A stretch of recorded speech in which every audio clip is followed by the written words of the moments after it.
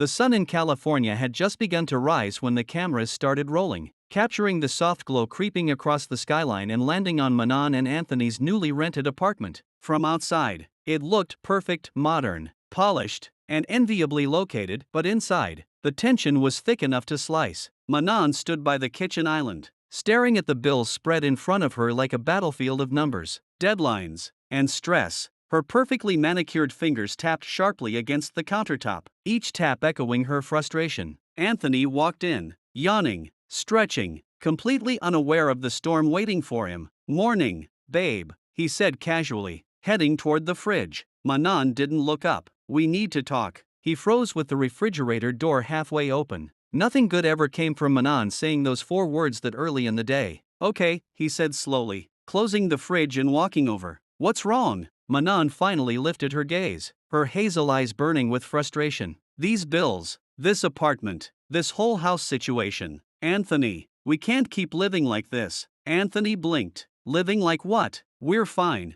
"Fine?" She let out an exaggerated laugh. "You think paying rent late 2 months in a row is fine? You think living in a half-furnished apartment because you haven't saved enough for furniture is fine?" The camera zoomed in slightly classic TLC tension shot. Anthony's jaw tightened. "I'm doing the best I can. I moved across the world for you, remember? I left my job. My savings have been covering us, and I never asked you to leave everything without a plan." Manon shot back. "If you knew you didn't have enough money to get a house, you should have said something. But instead, you made promises." There it was. The promises. A phrase that had been haunting their relationship for weeks. Anthony rubbed his temples. "I said I wanted to buy a house. Not that we could afford one right away. But wanting and doing are 2 different things." Manon snapped. "I'm tired of renting. I moved to America for stability, not chaos." Cameras caught the flicker of hurt in Anthony's expression. "So now I'm chaos?" Manon sighed, softer this time. "No, but right now everything feels unstable. You haven't found a consistent job yet. Your gig work isn't enough. And every time I bring it up, you get defensive." Anthony raised his voice slightly. "Because you make it sound like I'm failing you." Another silence, heavy, disconnected. Manon paced around the kitchen,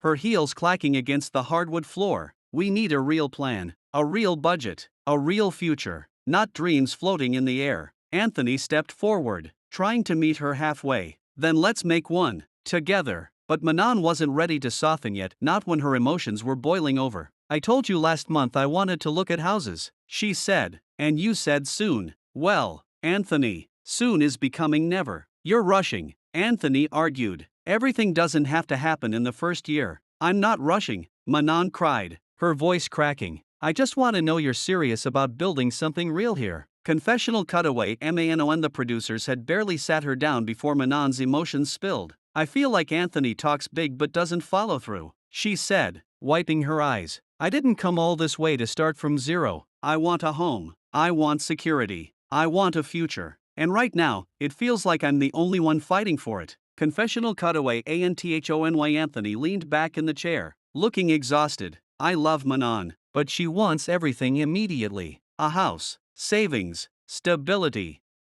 I get it, but I'm trying. I just wish she'd see how hard I'm working instead of focusing on what we don't have." Back in the apartment, the argument continued simmering. Manon crossed her arms. "We can't even agree on how to save money." Anthony exhaled sharply. "That's because you want a $4,000 sofa. It's Italian leather," she snapped. "It's a sofa," he countered. Manon rolled her eyes dramatically. "You don't understand aesthetics, and you don't understand budgets." Their voices bounced against the living room walls, each word landing like little grenades. The cameras followed Anthony as he walked toward the balcony. Needing space, he slid the door shut and leaned on the railing, staring at the streets below. Their life together felt like a roller coaster, exciting, unpredictable, but now dangerously off track. Inside, Manon stared at the bills again, her anger slowly giving way to fear. She whispered to herself, "What if we made a mistake?" The kind of question number 90-day fiance couple ever wanted to say out loud. A heart after 20 minutes of silence. Anthony walked back inside. He sat across from her at the island, his demeanor calmer. "Look," he said gently, "I don't want to fight with you. You're my partner, but we can't keep putting this pressure on each other. We need a plan we both agree on." Manon swallowed hard. She hated fighting, especially with him. "What plan?" she asked softly. We start simple, Anthony suggested. We sit down every week and go over our expenses. We save a little each month. We stop buying things we don't need, Italian leather included. A tiny smile tugged at the corner of her mouth. And, he continued, I'm going to take a full-time job instead of relying on gigs. Manon's eyes widened slightly. Really? Yes, he said firmly. I should have done it weeks ago. You deserve stability. We both do. Manon took a deep breath, finally letting her guard drop. I just want to know you're serious about building a life with me. Anthony reached for her hand. I am. More than anything. Her lips trembled, and tears filled her eyes. It's just, coming here, leaving my family, my life. It's scary, and I want to feel safe with you. You are safe with me, Anthony whispered. The producer zoomed in. It was the first soft moment in hours. Manon squeezed his hand. Then let's figure this out. Together. We will, Anthony promised. We're a team, remember? Her smile grew. Even if we argue? Especially then. The RABUALDANG. The next scenes captured a completely different energy, one of partnership instead of chaos. They sat at the dining table with a notebook titled Our Future Plan. Manon doodled hearts on the corner. Anthony calculated numbers slowly but proudly.